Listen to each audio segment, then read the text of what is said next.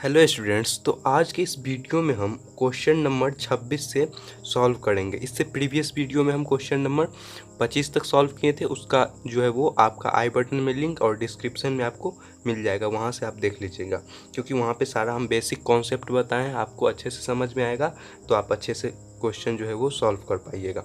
देखिए question number 26 में है कि 100 मीटर चौड़ी एक नदी में एक टापू है, मतलब 100 मीटर चौड़ी एक नदी है। तो मान लीजिए कि यहाँ पे इस तरीके से चौड़ा होगा नदी, जिसका जो लंबाई दिया हुआ है टोटल यहाँ से यहाँ तक का जो डिस्टेंस है वो कितना है, 100 मीटर है ना। और क्या बोल रहा है, इस पर एक ऊंची जो है वो वृक्ष है जो नदी के विपरीत दिशा में जो है सी और डी बिंदु का जो है वो वृक्ष के सीध में खड़ी है। तो यहाँ पे क्या होगा, ये मान लीजिए इसको डी और इसको सी मान लीजिए बिंदु, और क्या है यहाँ पी क्यू वृक्ष की चोटी से उन्नयन कोण। तो देखिए यहाँ से लेके यहाँ पे ये वृक्ष हो गया जिसका ये पी है और ये क्यू दिया हुआ है। तो उन्नयन कोण क्रमशः कितना दिया हुआ है, ये 30 डिग्री और 45 डिग्री, मतलब एक में 30 है और एक में 45 डिग्री है। तो देखिए यहाँ से है पी से लेके है यहाँ पे, तो ये वाला ले लीजिए आप इधर से, ये हो गया आपका 30 डिग्री का बन रहा है उन्नयन कोण, और इसमें बन रहा है आपका 45 डिग्री का। देखिए उन्नयन कोण क्या होता है, जब नीचे से कोई ऑब्जर्वर या दर्शक जो देखता है ऊपर की तरफ, तो वो क्या होता है उन्नयन कोण, समझ गए ना। तो क्या बोल रहा है, वृक्ष की ऊंचाई मतलब पी से लेके क्यू तक का जो वैल्यू होगा ये हमको यहाँ पे फाइंड करना है। तो देखिए यहाँ पे 100 मीटर ये दिया हुआ है, और यहाँ पे जो डी से लेके क्यू तक का जो वैल्यू है इसको हम एक्स ले सकते हैं, एक्स मीटर ले लीजिए, और ये 100 मीटर दिया हुआ है, और यहाँ पे ये वाला लंबाई क्या हो जाएगा 100 minus X, 100 minus X metre हो जाएगा ना ये। तो तब अब हमको यहाँ पे फाइंड करना है इसका जो ऊंचाई है ये वाला। पहले हम क्या निकाल लेंगे, यहाँ पे पी डी और क्यू दिया हुआ है तो इस त्रिभुज से निकाल लेते हैं, फिर इस त्रिभुज का निकालेंगे क्योंकि समकोण त्रिभुज दिख रहा है यहाँ पे। तो आप लिख लीजिए यहाँ पे पहले समकोण, समकोण त्रिभुज क्या है पी डी क्यू में, पी डी क्यू में क्या है यहाँ पे 45 डिग्री, मतलब यहाँ पे tan 45 डिग्री, क्योंकि हमको ये निकालना है और ये मेरा दिया हुआ है क्योंकि इसको हम माने हैं यहाँ पे x है ना। तो यहाँ पे ये हम माने हैं, ये मेरा पता है, और यहाँ पे ये वाला निकालना है। तो इसके लिए क्या होता है, जब आपका जो लंब बटे आधार फार्मूला क्या होता है 10 में लगता है, इसलिए यहाँ पे 10 लिखें। तो tan 45 इक्वल टू क्या हो जाएगा आपका पी क्यू बाय यहाँ से क्या है आपका डी है और क्यू है, P Q by D Q. और देखिए tan 45 का वैल्यू क्या होता है, एक के बराबर होता है, और यहाँ पे क्या है P Q by D Q, नीचे क्या हो जाएगा कुछ नहीं है तो 1 है। तो इसका आप क्रॉस मल्टीप्लिकेशन कीजिए, तो क्रॉस मल्टीप्लिकेशन कीजिएगा तो डी क्यू के जगह एक्स हम माने हैं, तो यहाँ पे एक्स लिख लीजिए आप। अब देखिए इसका जब क्रॉस मल्टीप्लिकेशन आप कीजिएगा तो क्या आएगा पी क्यू इक्वल टू कितना आएगा एक्स मीटर, पी क्यू का वैल्यू कितना आएगा एक्स मीटर के बराबर। जो ये वृक्ष का जो ऊंचाई होगा जो आपका वो होगा आपका इसके बराबर, पी से लेके क्यू तक के बराबर है ना। तो देखिए इतना हमको पता चल गया। अब देखिए फिर हम इस त्रिभुज से निकालते हैं, तो आप लिखिएगा यहाँ पे अगेन समकोण, समकोण त्रिभुज क्या है आपका पी क्यू सी में, पी क्यू सी में है ना। पी क्यू सी में अब क्या है यहाँ पे ये दिया हुआ है और यही फाइंड करना था। यहाँ पे tan 30 डिग्री है, tan 30 डिग्री इक्वल टू क्या हो जाएगा आपका P Q by Q C होगा ना। और tan 30 का वैल्यू क्या होता है 1/√3, और पी क्यू का वैल्यू हमको यहाँ पे जो है वो फाइंड करना है। तो लिख देंगे जी का यहाँ पे पी क्यू, और क्यू सी का वैल्यू क्या है 100 माइनस एक्स, यहाँ पे लिख लीजिए 100 माइनस एक्स। इसको अब यहाँ से क्रॉस मल्टीप्लीकेशन कीजिएगा तो क्या आएगा आपका पी क्यू गुने क्या हो जाएगा, यहाँ पे √3 है, पी क्यू गुने √3 है, यहाँ पे क्या आएगा 100, यहाँ पे कुछ नहीं है 1 है तो 100 माइनस एक्स है ना। अब देखिए यहाँ तक हम फाइंड कर लिए। अब इसको लिखिएगा पी क्यू का जो वैल्यू है यहाँ पे एक्स मीटर के बराबर है ना, इसको इक्वेशन 1 मान लीजिए। तो यहाँ से हम वैल्यू पुट कर सकते हैं है ना, यहाँ से हम वैल्यू इसमें पुट कर सकते हैं। तो पी क्यू की जगह लिख लीजिए एक्स √3 इक्वल टू यहाँ पे पी क्यू की जगह एक्स हम यहाँ से लिखें, समझ गए ना। और क्या होगा यहाँ पे 100 माइनस एक्स। अब देखिए ये मेरा x के टर्म में आ गया, तो x वाले को एक साइड कर लेते हैं, और ये जो कांस्टेंट टर्म है ये वाला इसको एक साइड कर लेते हैं। लिखिएगा x √3 प्लस इधर माइनस है तो इधर आएगा तो प्लस होगा, x इक्वल टू 100 है ना। देखिए अब देखिए इसको क्या करते हैं हम यहाँ से कॉमन ले लीजिएगा आप, तो कॉमन लीजिएगा तो कितना आएगा x ले लीजिए कॉमन, दोनों में है, इधर क्या आएगा √3 और यहाँ पे क्या है 1 + 1 इक्वल टू 100 है ना। अब क्या है यहाँ पे आप वैल्यू पुट कर लीजिए, तो देखिए जब यहाँ पे इसको वैल्यू पुट कीजिएगा तो √3 का वैल्यू क्या होता है 1.732 + 1 इक्वल टू 100 है ना 100। देखिए ये 100 है। अब इसको जोड़ लीजिए तो कितना आएगा, x इक्वल टू, जब ये आएगा आपका 2.112 होता है तो क्या आएगा 2.73 ये क्या आएगा मल्टीप्लिकेशन में आ जाएगा, इक्वल टू 100 है ना। अब देखिए यहाँ पे ये मेरा आ गया मल्टीप्लिकेशन में, तो इसको हम इधर ले जाएंगे तो ये डिवीज़न में आ जाएगा, तब कट जाएगा। तो देखिए यहाँ पे आप लिख सकते हैं, यहाँ पे x इक्वल टू 100, ये नीचे आएगा तो क्या आएगा 2.732 लिख सकते हैं, 2.732 यहाँ से। अब देखिए यहाँ तक हम कर लिए। अब क्या यहाँ पे दशमलव है, दशमलव उड़ाइएगा तो क्या आएगा, जितना जीरो है 1 2 3, तो यहाँ पे क्या लिख सकते हैं, देखिए 2 जीरो पहले से था, 1 2 3, 3 जीरो और लग जाएगा यहाँ पे, तो 1 2 3 बट्टे कितना आएगा आपका 27 32, 2000 जो है ये 732 आ जाएगा। अब इसको यहाँ से आप काट लीजिए, इससे काटिएगा तो इसका वैल्यू आएगा आपका 36.5 मीटर। 36.5 मीटर मेरा x का वैल्यू आया। अब फॉर्मूला में क्या दिखते हैं, P Q equal to X है, और यहाँ पे मेरा x का वैल्यू आया, तो यही हो गया आपका x का वैल्यू। यही आपका हो जाएगा, आपका जो वृक्ष का जो ऊंचाई है वो आपका यही हो जाएगा 36.5 मीटर। यही हो जाएगा इस क्वेश्चन का आंसर। क्वेश्चन नंबर जो है आपका 26 सॉल्व किए यहाँ पे। नेक्स्ट क्वेश्चन सॉल्व करते हैं। अब देखिए यहाँ पे क्वेश्चन नंबर 27 में है, एक ही क्षैतिज तल पर लंबवत खड़े एक वृक्ष और जो है वो 50 मीटर ऊंची एक मीनार है। मतलब एक ही जो है वो क्षैतिज तल पे, मतलब एक ही आपका दिया हुआ है हॉरिजॉन्टल लाइन, उसी पे एक वृक्ष है और एक मीनार खड़ा है जो 50 मीटर ऊंचा एक मीनार है। तो मान लीजिए कि 50 मीटर ऊंचा यहाँ पे, यहाँ से यहाँ तक का जो हाइट ले, मान लीजिए कि यहाँ से यहाँ तक जो है ये आपका वृक्ष हो गया है ना, और 50 मीटर ऊंची मीनार है। तो यहाँ ले लीजिए कुछ मीनार एक ही क्षैतिज तल पे है, मतलब इस दोनों का जो ये होगा, ये वाला, ये भूमि से जो मिला हुआ है ये आपका एक ही है, और इसका हाइट ले लीजिए आप 50 मीटर है। ये तो मीनार दिया हुआ है आपका 50 मीटर है ना, और क्या है आपका जो है बोल रहा है कि वृक्ष की चोटी का उन्नयन कोण मीनार के पाद से, तो मीनार का पाद ये हो गया, नीचे वाला पार्ट यहाँ से क्या है आपका 30 डिग्री। उन्नयन कोण में क्या होता है, नीचे से ऊपर देखते हैं आप, तो यहाँ से लेके यहाँ तक मिला दीजिए, यहाँ से इस तरीके से मिलेगा, क्योंकि क्या है वृक्ष की चोटी, चोटी तो ये हो गया आपका जो ये बनेगा वृक्ष है उसका चोटी ये हो गया, और ये दिया हुआ है 30 डिग्री। और क्या बोल रहा है, मीनार के शीर्ष से, शीर्ष मतलब ऊपर टॉप वाला पार्ट है, और बोल रहा है वृक्ष के पाद का अवनमन कोण, मतलब जब ऊपर से कोई ऑब्जर्वर नीचे देखता है तो मतलब इस तरीके का कुछ बनेगा है ना, इस तरीका जब ऊपर से नीचे की तरफ इधर दिखेगा, इसका एंगल दिया हुआ है 60 डिग्री। समझ गए ना यहाँ तक, इस तरीके से हम फिगर बनाए, क्योंकि मेनली जो पार्ट होता है ना आपका, जो हाइट एंड डिस्टेंस का मेन जो पार्ट होता है वो आपका फिगर बनाना होता है और फिगर समझना होता है क्या है। तो ये 60 डिग्री है और ये आपका 30 डिग्री है।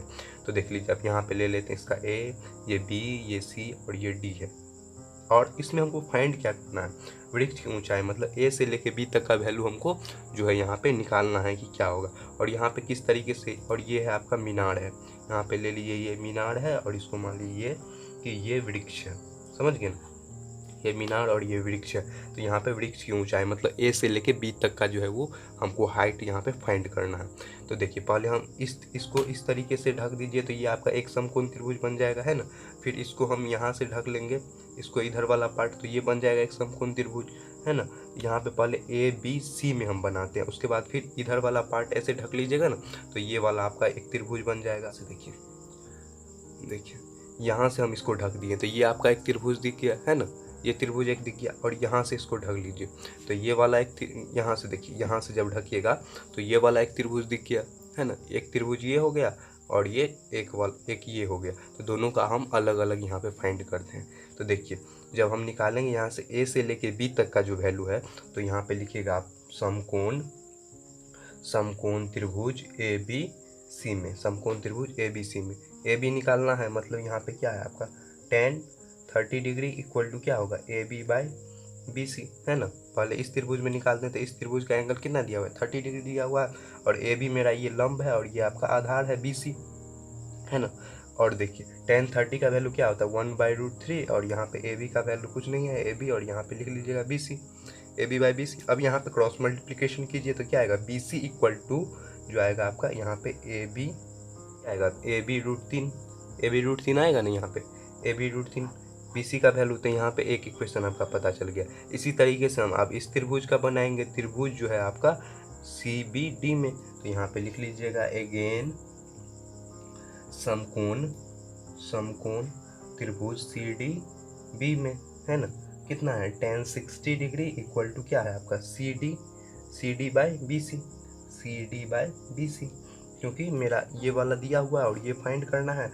तो देखिए tan 60 का वैल्यू क्या होता है आपका √3 होता है ना, और सी डी का जो वैल्यू है मेरा यहाँ पे दिया हुआ है 50 मीटर, जो मीनार का ऊंचाई है, और बी सी का वैल्यू हमको निकालना है। तो बी सी के जगह पे आप ये चीज़ लिख दीजिएगा। तो यहाँ पे पहले बी सी लिख लीजिए, नीचे 1 है और यहाँ पे क्रॉस मल्टीप्लिकेशन कीजिए तो क्या आएगा बी सी √3 और यहाँ पे 50 है, 50 है, और यहाँ पे बी सी इक्वल टू क्या आ जाएगा 50/√3, √3 को इधर ले आए तो बी सी का वैल्यू 1 मेरा यहाँ पे आ गया। तो अब क्या कीजिए, फर्स्ट इक्वेशन से हम यहाँ पे इक्वेशन जो है इसमें बी सी का मान रख देंगे। तो देखिए यहाँ पे लिखिएगा आप इक्वेशन, इसमें जब फर्स्ट इक्वेशन से यहाँ पे ए बी √3 है, यहाँ पे उसका वैल्यू हम पुट कर देते हैं बी सी के जगह।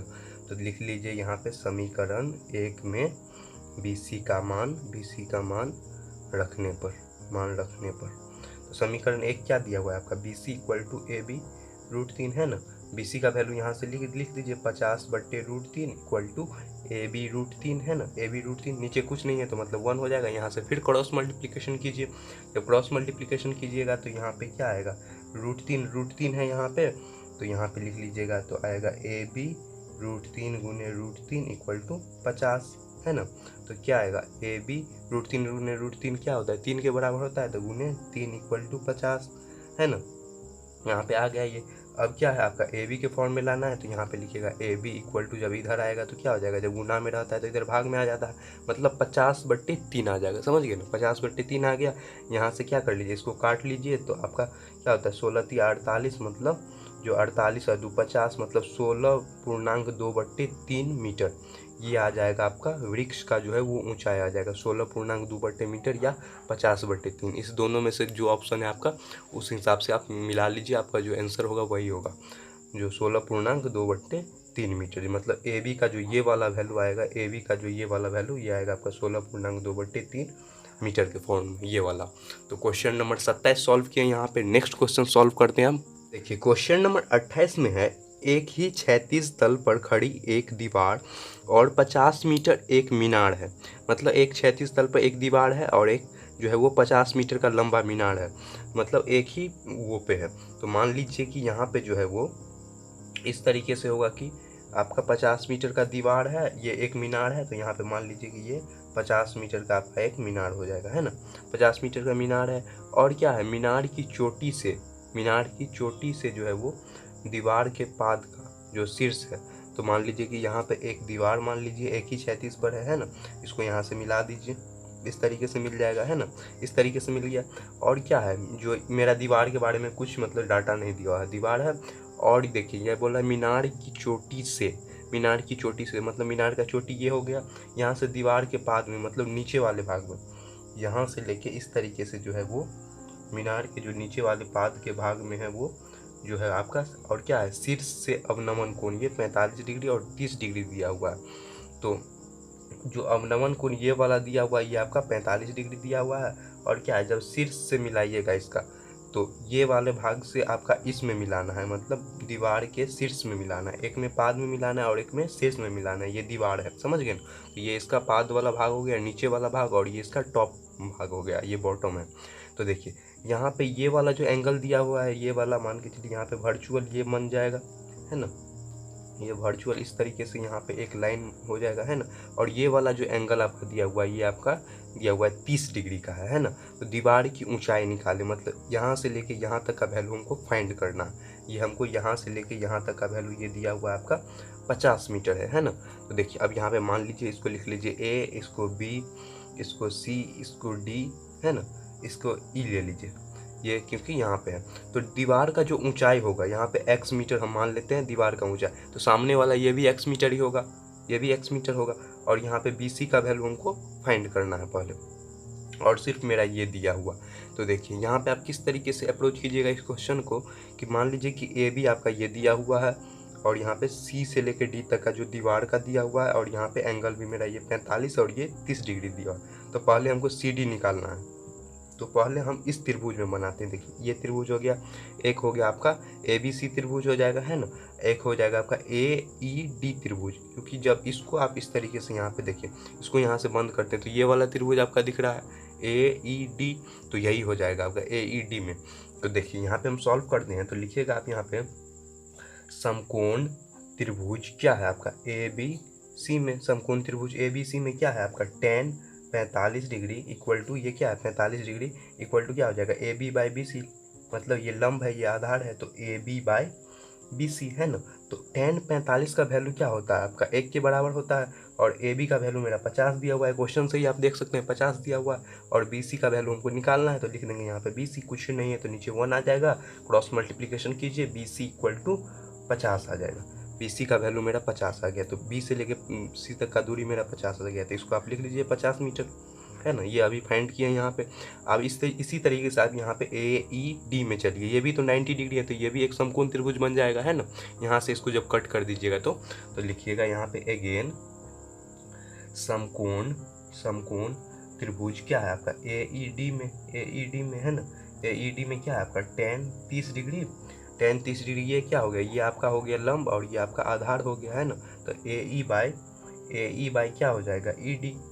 तो अब देखिए यहाँ से हम बी सी लाए हैं जो मेरा 50 है ना।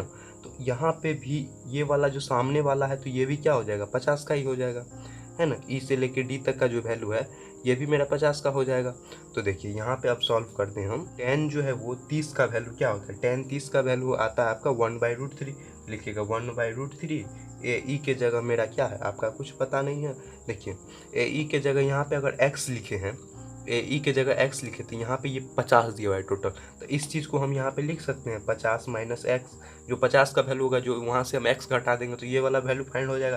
तो यहाँ पे लिख लीजिएगा 50 माइनस एक्स, और यहाँ पे ई से लेके डी तक का जो वैल्यू है ना, ई से लेके डी तक का वैल्यू वो कितना आएगा आपका 50 आएगा, क्योंकि क्वेश्चन से यहाँ पे जो बी से सी तक का दिया हुआ है वो कितना है 50 है। तो यहाँ पे लिख लीजिए 50। अब इस देखिए यहाँ पे जो 50 लिए हैं ई डी का वैल्यू ई से लेके डी तक का, क्योंकि बी से लेके सी तक का वैल्यू मेरा क्या आया है 50 आया है, तो ई से लेके डी तक का भी 50 होगा, क्योंकि आमने सामने की भुजा बराबर होती है, जानते हैं आप लोग। तो देखिए यहाँ पे इसलिए हम यहाँ पे 50 लिया। अब इसको क्रॉस मल्टीप्लिकेशन कीजिए तो क्या आएगा 50 इक्वल टू यहाँ पे 50 माइनस एक्स, यहाँ पे क्या आ जाएगा √3 है तो मल्टीप्लिकेशन में √3 आ जाएगा है ना।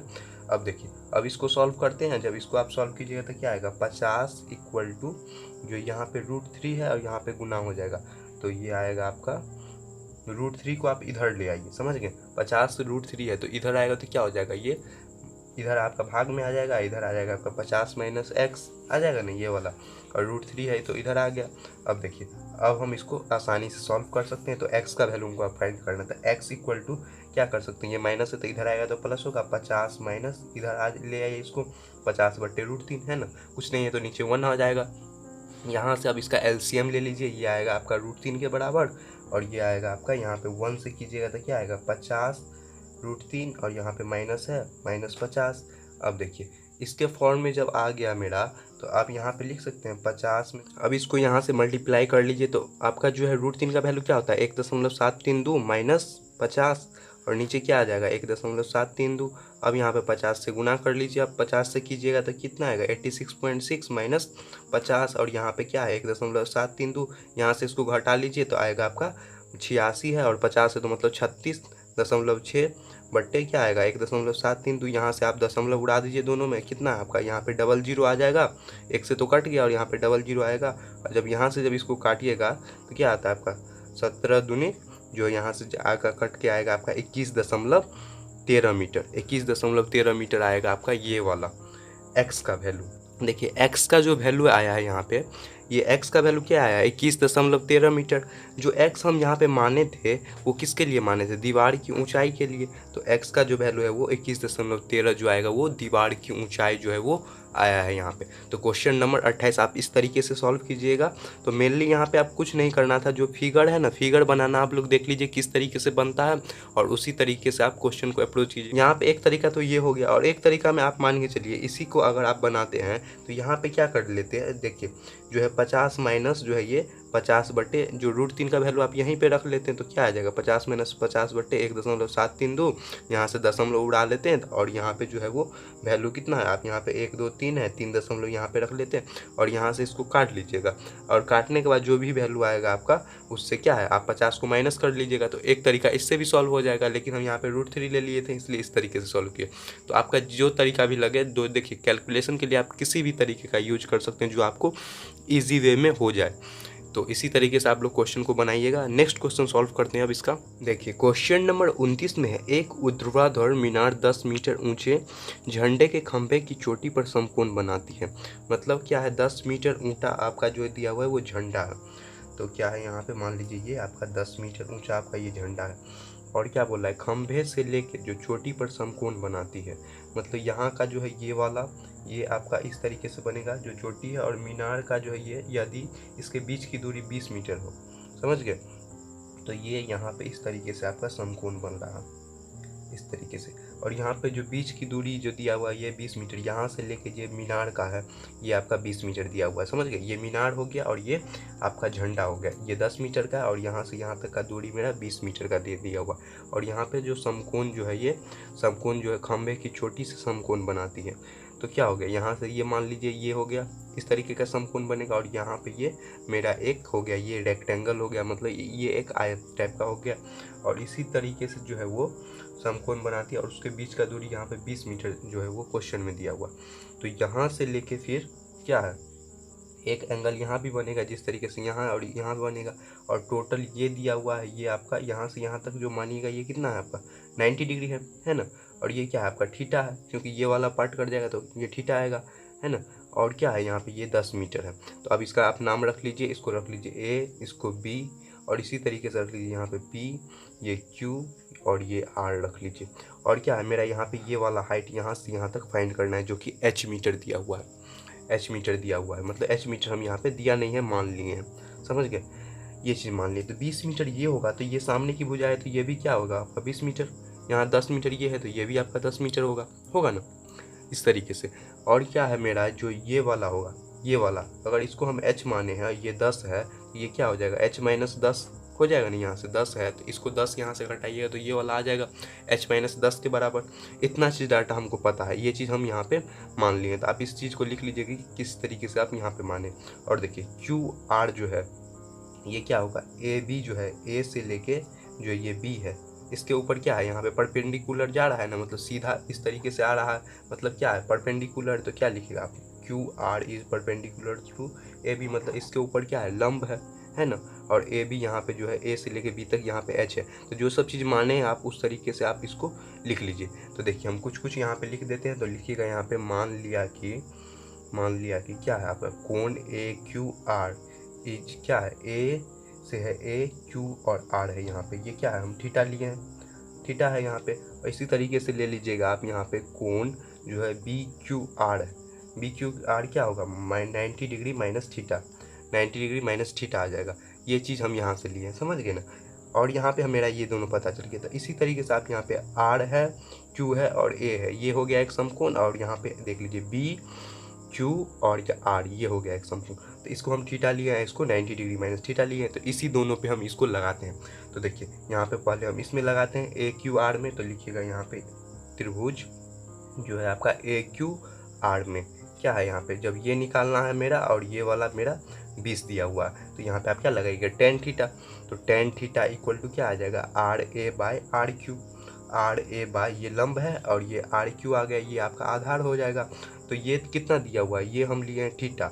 और आर ए का वैल्यू जो यहाँ से दिया हुआ है, जो आपका डी क्यू का वैल्यू होगा उसी के सामने है, तो ये आएगा 10। और आर क्यू का वैल्यू मेरा 20 आ जाएगा, क्योंकि आमने सामने की भुजा बराबर होती है।